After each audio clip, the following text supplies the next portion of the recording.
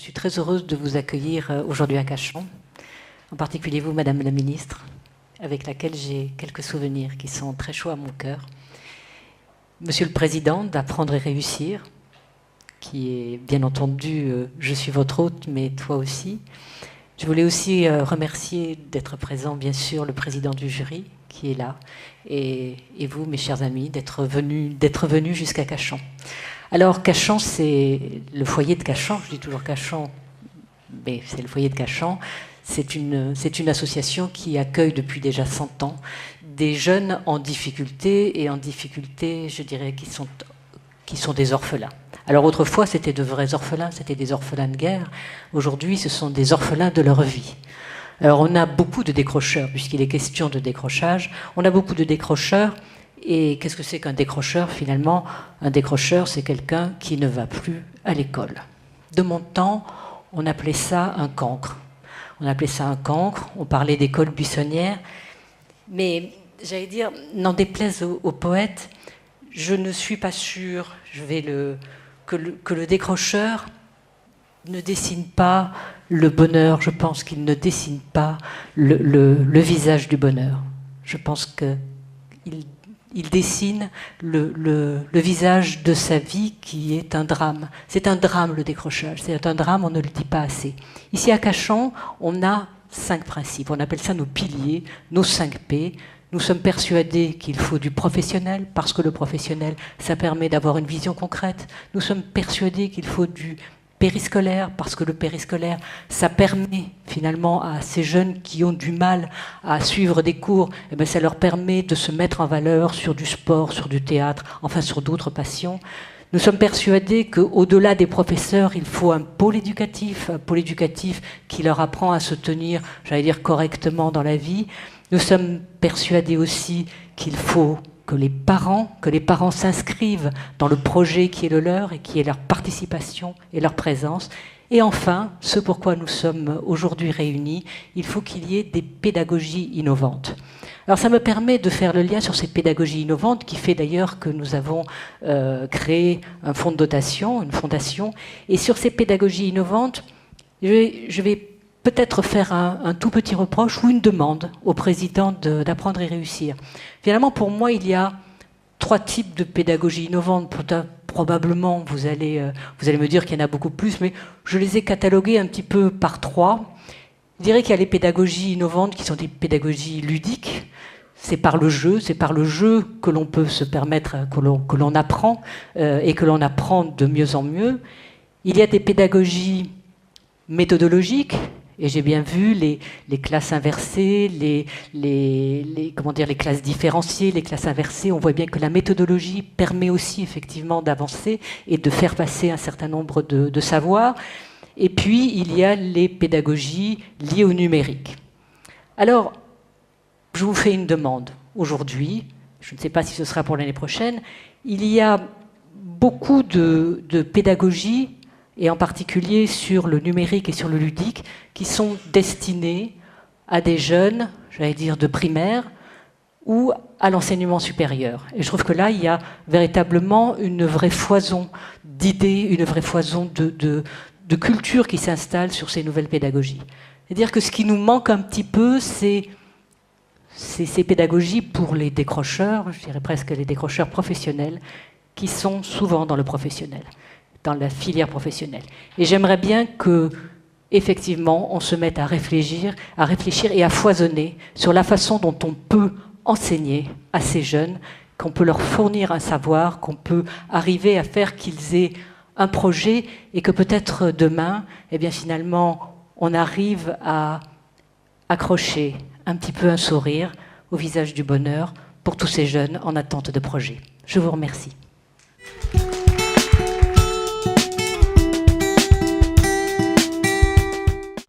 Merci Françoise. Bonsoir à toutes et à tous. Chaque année, 150 000 jeunes sortent du système scolaire sans diplôme. Et les 3/4 d'entre eux vont très vite se trouver confrontés au chômage. Et pourtant, le coût d'un élève du secondaire en France est de 23% supérieur à la moyenne des pays de l'OCDE. D'évidence, il y a problème. Notre propos ce soir ne sera pas de rechercher des solutions globales. Ça, ce sera plutôt l'objet du colloque que nous ferons ici même le 16 mars prochain. Notre propos ce soir, c'est plutôt de mettre en valeur les acteurs de l'éducation et de la formation qui se battent et qui innovent sur le terrain, qui se battent et innovent loin de l'idéologie, mais de façon pragmatique, loin des projecteurs et de façon efficace. Et les acteurs qui se battent et innovent, ils sont ce soir dans cette salle. Et ce que nous voulons faire au travers du prix de l'innovation pédagogique, c'est de mettre en valeur et de récompenser ces acteurs qui, pierre après pierre, construisent la nouvelle pédagogie et luttent contre le risque du décrochage scolaire. Et en effet, Françoise vient de l'évoquer, la lutte contre le risque de décrochage scolaire, c'est la vocation, c'est la raison d'être d'Apprendre et réussir. C'est pour cela qu'Apprendre et réussir a été créé par le foyer de Cachan. Alors l'action d'Apprendre et réussir, elle repose sur quelques principes de base auxquels nous sommes particulièrement attachés. Le premier de ces principes, c'est de valoriser, de rechercher l'innovation à vocation opérationnelle et non pas l'innovation qui n'est que conceptuelle. Premier principe. Deuxième principe, c'est une conviction très forte qui est celle de la complémentarité entre les apports des neurosciences, des sciences cognitives plus précisément, et la puissance du numérique. Lorsque nous avons fait le colloque de lancement d'Apprendre et réussir le 26 novembre 2015, sur ce thème-là, il n'y avait pas encore beaucoup de littérature, entre guillemets, sur ce sujet. Il y en avait, mais pas énormément. Ces tout derniers mois, il y en a beaucoup, et c'est très bien, nous en sommes très heureux. Troisième principe, c'est d'associer à nos travaux tous les acteurs de l'enseignement et de la formation, de l'éducation et de la formation plus généralement, qui ont envie de travailler avec nous, qui ont envie de travailler entre eux, avec l'aide, sous notre ombrelle en quelque sorte, et avec l'aide du spécialiste. Et nous ouvrons en général très largement nos travaux, le résultat de nos travaux. Principe également pour nous important, c'est celui qui consiste à développer des partenariats avec des entreprises mécènes, qui soient bien sûr des partenariats à dimension financière, mais qui soient aussi des occasions de co-construire avec le partenaire quelque chose de commun. Et puis enfin, notre dernier principe sont nos valeurs. Les valeurs d'Apprendre et réussir, ce sont les valeurs du foyer de Cachan. Nous y sommes tout à fait attachés. C'est l'innovation, la responsabilité, la solidarité et la laïcité. Ce soir, nous avons une grande chance, celle d'avoir une marraine en la personne de Madame Nicole Fontaine, qui a bien voulu accepter de parrainer ou de marrainer, on le dit, cette soirée. Madame la Présidente, soyez-en grandement et chaleureusement remerciée. J'aurai l'occasion de vous présenter un petit peu plus tard, de manière plus précise. Je rappellerai simplement pour l'heure que Madame Fontaine a été présidente du Parlement européen, qu'elle a été, juste après d'ailleurs, ministre de l'Industrie, qu'elle est aujourd'hui, elle est avocate, elle est professeure à l'ESCP Europe et elle est également professeure à Sciences Po, mais je reviendrai là-dessus tout à l'heure. Madame Fontaine interviendra dans la dernière grande séquence de cette soirée. Auparavant, nous aurons remis le prix de l'innovation pédagogique, le prix de l'innovation pédagogique, le prix lui-même, et puis le jury ayant eu un coup de cœur, eh bien, il y aura un deuxième lauréat, le lauréat du coup de cœur du jury. Et puis auparavant encore, et je l'accueillerai dans quelques instants, nous aurons entendu la conférence du professeur Marcel Lebrun. Je suis convaincu, mesdames et messieurs, que vous partagez certainement mon opinion quand je dis « il n'y a pas de liberté sans éducation ». Il n'y a pas de liberté sans éducation. Quand j'ai cherché un peu à une illustration de cette conviction, j'ai trouvé dans l'école de demain, de Jean-Michel Blanquer, cette phrase que je trouve très belle. L'école existe pour la liberté. Elle existe parce que l'idéal commun est que les enfants d'aujourd'hui deviennent des adultes libres. Merci, mesdames et messieurs, d'y contribuer.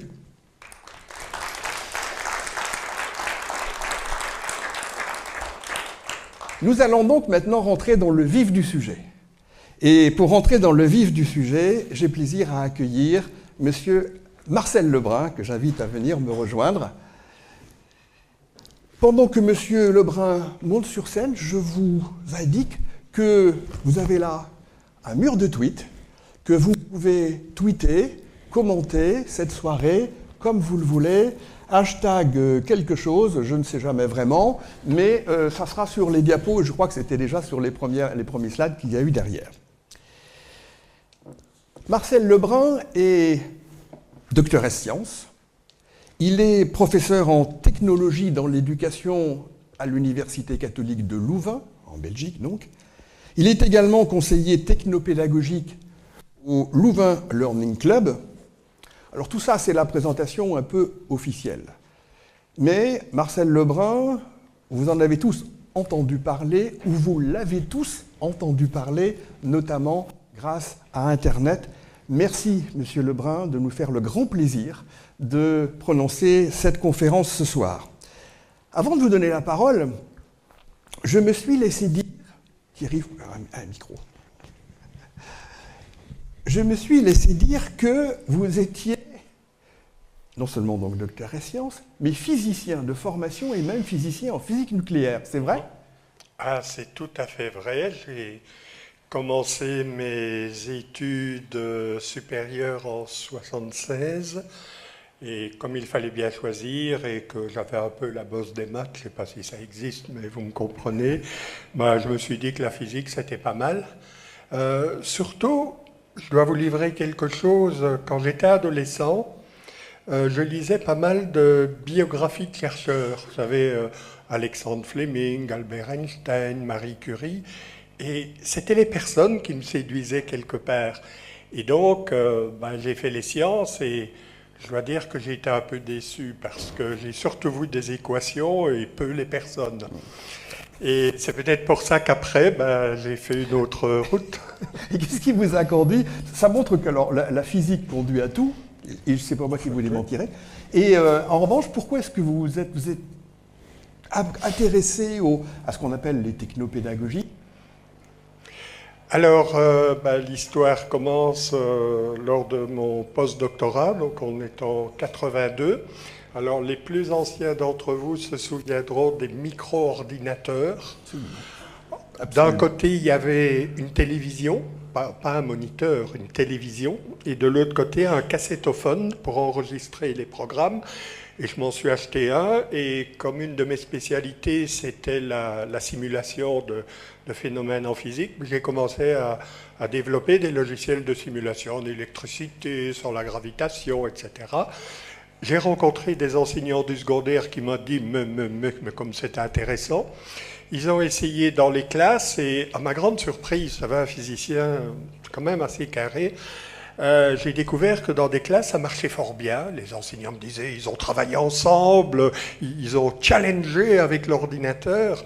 Et d'autres me disaient, plus jamais, il y en a un qui est arrivé avec une cassette de jeu, ça a été une catastrophe. Et j'ai compris alors que les étudiants n'étaient pas des particules élémentaires. Beaucoup d'enseignants pensent ça, hein, avec leur champ magnétique, les connaissances qui sont dans ma tête vont aller dans la vôtre. Et j'ai frappé à la porte des sciences de l'éducation, ils m'ont accueilli. J'ai eu la meilleure formation du monde, je n'ai pas eu de cours. J'ai tout de suite travaillé avec des chercheurs à l'époque en didactique de la physique, hein, comment enseigner la physique et progressivement, tout ça s'est mélangé, la pédagogie, la technologie. J'ai abandonné évidemment la physique, il fallait choisir à un moment. Et donc maintenant, effectivement, je travaille, vous avez dit technopédagogie, etc., mais ce qui m'intéresse, c'est le mot pédagogie essentiellement. La technique, c'est un outil, il est là, faut-il encore le répéter? Et là, vous allez nous parler de l'innovation, un processus d'apprentissage pour construire et vivre une société numérique. Quel beau programme! Merci pour cette introduction.